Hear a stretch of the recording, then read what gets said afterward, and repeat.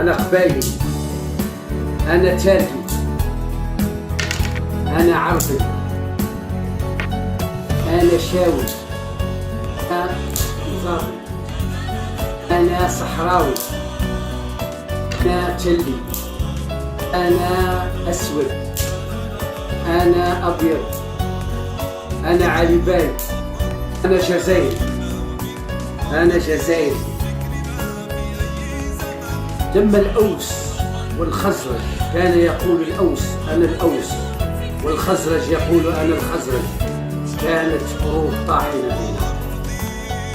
ولما اتحدوا على كلمة واحدة وأصبحوا يسمون الأنصار، ملكوا العالم وأنشأوا دولة قوية جابت مشارق الأرض ومغاربها،